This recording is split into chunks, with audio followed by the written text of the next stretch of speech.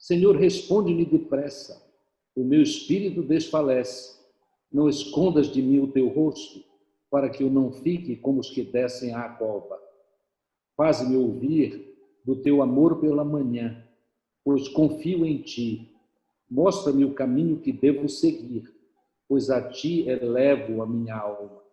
Senhor, livra-me dos meus inimigos, pois em ti me refugio. Ensina-me a fazer a tua vontade, pois tu és o meu Deus. Que o teu bom espírito me guie por caminho plano. Vivifica-me, Senhor, por amor do teu nome. Livra-me da tribulação, por amor da tua justiça. Por teu amor, extermina os meus inimigos e destrói todos os meus adversários, pois eu sou o teu servo. Observamos que o Salmo 143 é mais uma lição importante a respeito de oração. E o padrão de muitos dos salmos é este. Em primeiro lugar, a crise apresentada. Em segundo lugar, o clamor do sofredor. Em terceiro lugar, Deus ouvindo e atendendo segundo a sua vontade. E no fim, aquele que ora glorificando a Deus por seus cuidados. É muito interessante reconhecermos que este é um padrão repetitivo nas orações, muitas delas nos salmos. A pergunta que devemos fazer é: por que nós precisamos mais uma vez desta lição? Ou por que precisamos desta oração constante a respeito do nosso relacionamento com Deus? A resposta é porque muitos de nós não lidamos com os desafios e as dificuldades da vida de modo correto.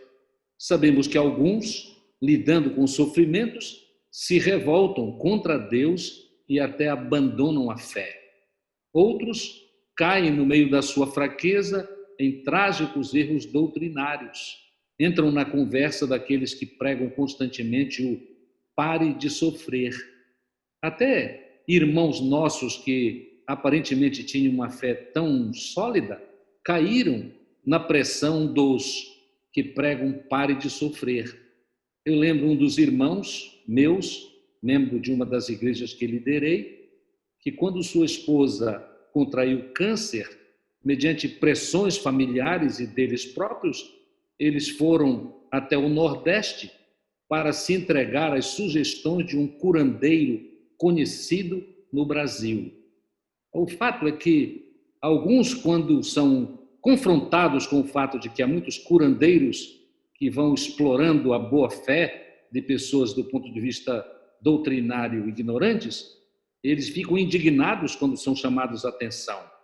Eu sei a história de um colega meu pastor, que quando ele confrontou um dos membros da sua igreja com esta falta de conhecimento e postura, tendo procurado um curandeiro numa hora de necessidade, o cidadão disse apenas assim: olhe, pastor, ele de qualquer forma ofereceu uma certa ajuda para nós e nunca mais voltou para a igreja.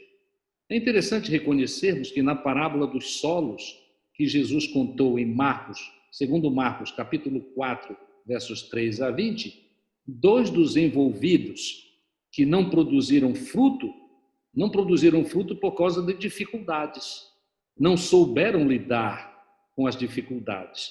Lembremos que a semente que caiu em solo rochoso não deu fruto e abandonou por causa da tribulação ou a perseguição. A semente que caiu entre os espinhos, que é a ilustração de uma pessoa, no verso 19 deste texto, o texto diz que as preocupações do mundo e a sedução da riqueza perturbaram o relacionamento com Deus. A verdade é que os crentes fiéis são representados nesta parábola pelo solo onde a semente deu fruto.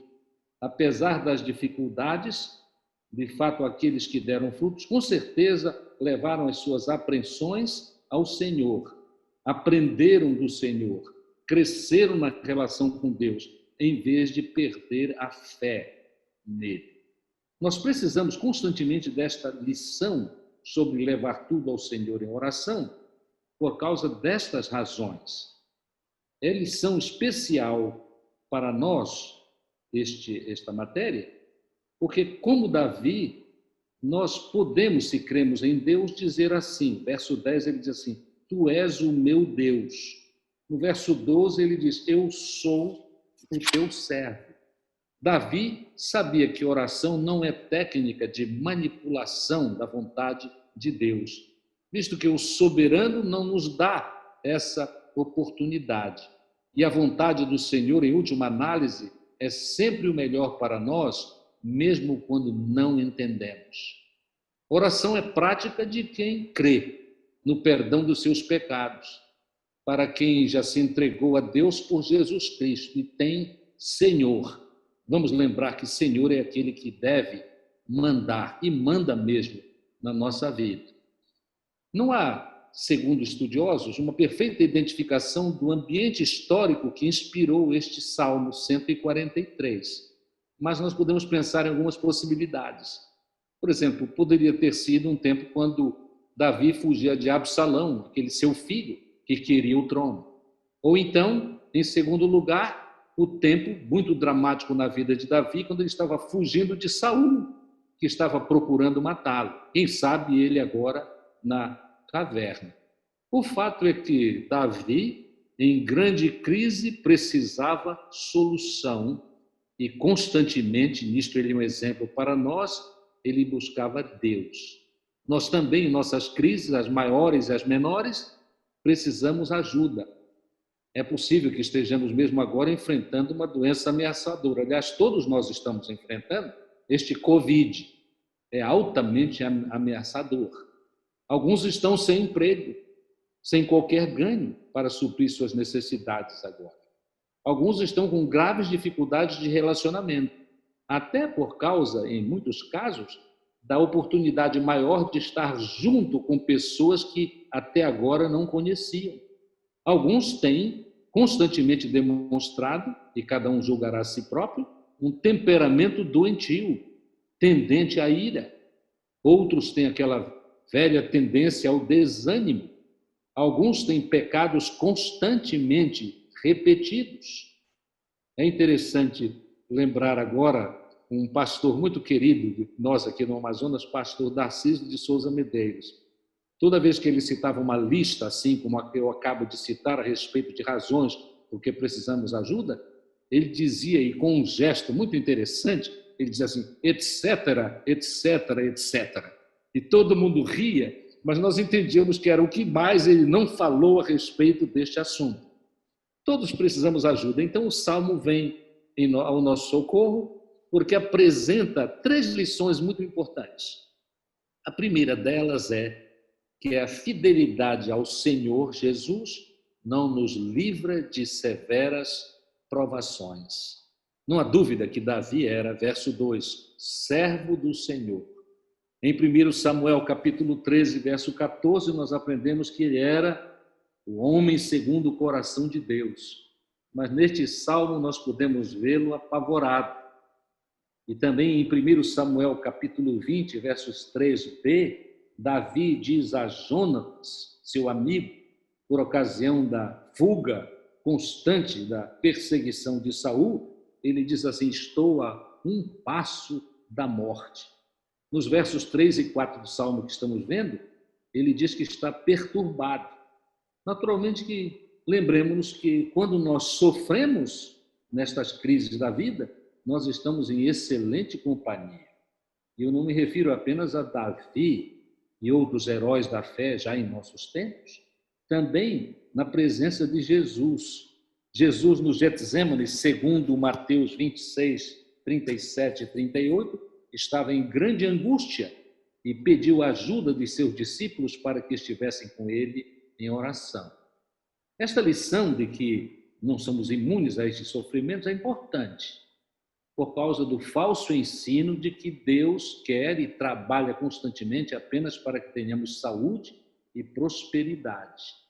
Eles dizem, você não precisa sofrer dor nem pobreza, porque dor e pobreza são maldições. Então há, por conta disso, uma exploração desumana da ignorância, inclusive espiritual, das pessoas que se entregam ao ensino desses falsos profetas.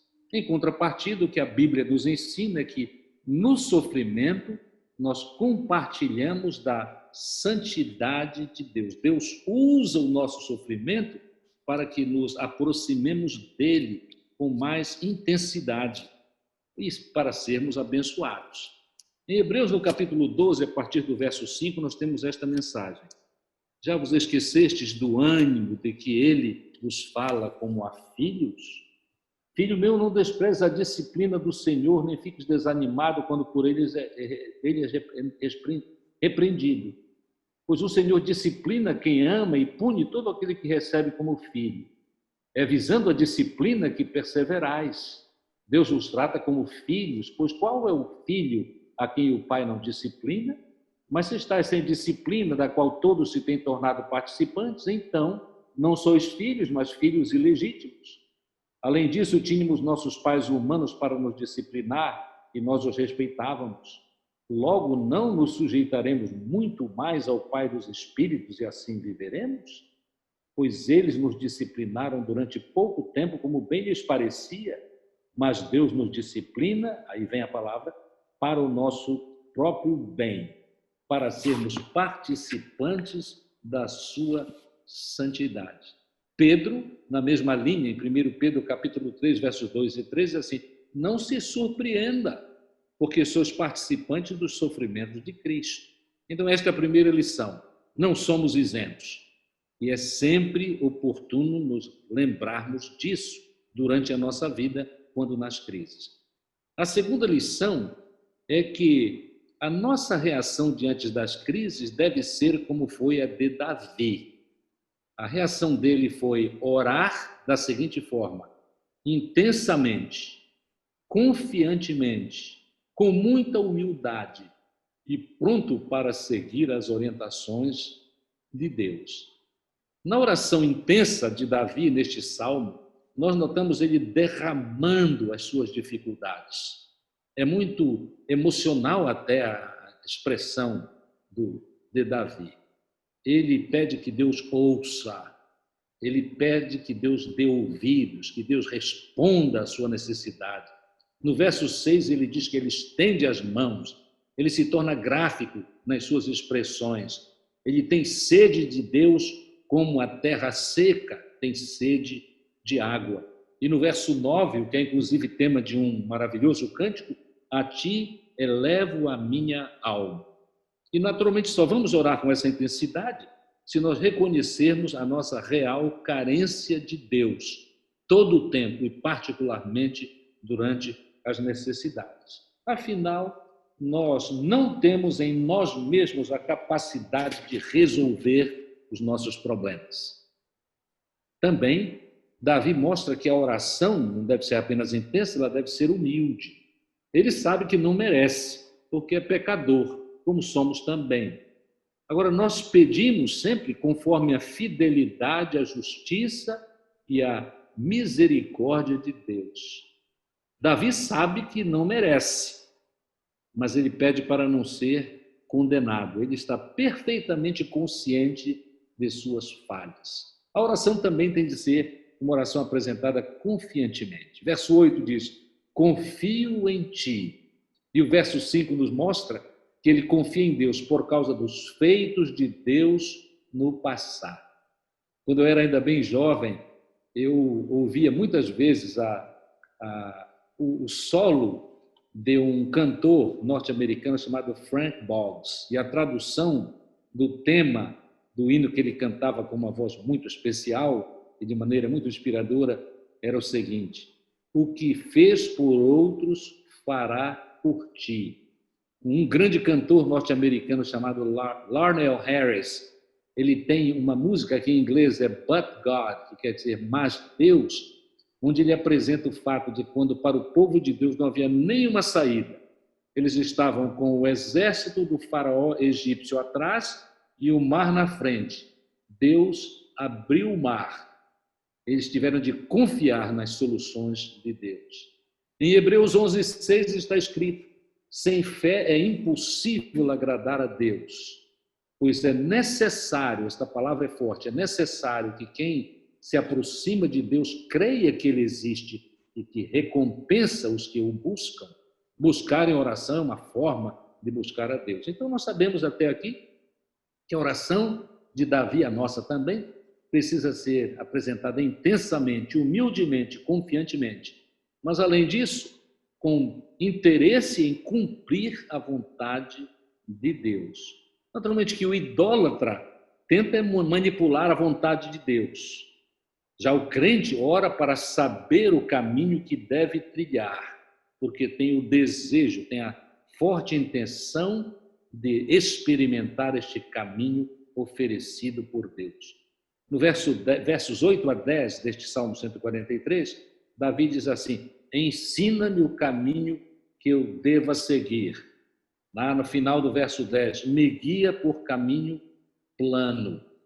E um grande estudioso da Bíblia chamado Derek Kinder, ele diz que há umas certas especificidades nestes pedidos do salmista. Por exemplo, ele diz que, quando Davi diz, no verso 8, o caminho que devo andar, ele está tornando isso muito individual, é que eu devo andar. Às vezes nós queremos a solução de Deus para os outros, inclusive para pessoas que não nos pediram orientação ou que não desejam nos ouvir. Mas aqui é ele próprio, ele se coloca individualmente, ele quer encontrar o caminho que deve andar. No verso 10, a parte A, ele diz: ensina-me a tua vontade. Ele quer fazer a vontade de Deus. Neste sentido, mais de que eu quero saber a tua vontade, no sentido de como estabelecer as minhas prioridades. Lembrando que a prioridade principal é completar os propósitos que Deus tem na vida de cada um. E na parte B do mesmo verso 10, ele diz, com humildade, eu preciso ser pastoreado, isto é, orientado pelo Espírito de Deus. E a ideia aqui é que ele precisa do plano de Deus, porque a tendência dele e a nossa também é cair. A terceira e última lição deste texto é que o nosso alvo não deve ser apenas o livramento da crise. É normal pensarmos e pedirmos para o livramento das crises. Mas o alvo principal é termos mais conhecimento, maior conhecimento de Deus. É bom lembrar, não é errado pedir livramento. Isto é próprio de nós, seres humanos. Não nos esqueçamos que segundo Reis, o livro Segundo Reis, no capítulo 20, logo no início, nós aprendemos que o rei Ezequias pediu vida prolongada e Deus respondeu àquela necessidade específica e deu a ele 15 anos, portanto, um tempo muito significativo. Paulo pediu, em 2 Coríntios capítulo 12, ele pediu que Deus tirasse o espinho da carne dele. E a resposta foi: a minha graça te basta, o meu poder se aperfeiçoa na fraqueza. Então, nós, sim, não é errado pedir livramento, mas o mais importante é pedirmos que os propósitos de Deus se cumpram. O foco neste busca dos propósitos de Deus é quando nós vamos conhecendo a Deus um pouco mais. O conhecido pregador norte-americano John Piper passou por uma grande crise em sua vida porque descobriu um câncer de próstata e, de fato, imaginou até que poderia perecer. E na época do seu sofrimento maior, John Piper pregou um sermão muito interessante que ele intitulou Não Desperdice os Seus Vales. E o que ele queria dizer é que ele queria que Deus não desperdiçasse nele, em John Piper, os sofrimentos. E ele escreveu algumas coisas interessantes, John Piper escreveu algumas coisas interessantes. No final da sua mensagem, ele disse assim: nós desperdiçamos as nossas crises se, em primeiro lugar, não crermos que foi plano de Deus, propósito de Deus o nosso sofrimento. Nós desperdiçamos a nossa crise, em segundo lugar, se imaginarmos que foi maldição e não bênção. Ele está pensando aqui sobre a bênção do crescimento, especialmente no conhecimento de Deus. Nós desperdiçamos a crise se lermos muito sobre o nosso problema físico, por exemplo, o câncer, mas não lermos mais do que isso a palavra de Deus. Nós desperdiçamos, em quarto lugar, quando como resultado do sofrimento, nós nos isolamos dos que amamos e não aproveitamos o tempo para estabelecer novos relacionamentos especiais, onde nós abençoamos e somos abençoados. Nós desperdiçamos a crise, em quinto lugar, se lamentarmos o nosso sofrimento como os que não têm esperança em Cristo. Nós desperdiçamos o nosso sofrimento se continuarmos tratando os nossos pecados como fazíamos antes da crise. Em sétimo, último lugar, nós desperdiçamos a crise se não usarmos o nosso sofrimento, a nossa crise, para testemunhar a glória de Deus e a verdade de salvação eterna em Jesus Cristo. Então, são estas as lições preciosas do Salmo 143. Não somos isentos de sofrimentos, eles vêm por causa da vontade de Deus sobre a nossa vida. A nossa oração deve ser intensa, humilde, confiante e buscando obediência. E, em último lugar, durante a crise, nós devemos aproveitar a crise para crescer no conhecimento de Deus, especialmente o seu amor, a sua bondade e a sua misericórdia. Que Deus nos abençoe e nos ajude para que, conhecendo estas verdades das Escrituras, nós ensinemos aos outros que sofrem muito mais do que nós, porque não têm esta fé e esta segurança em Deus. Amém.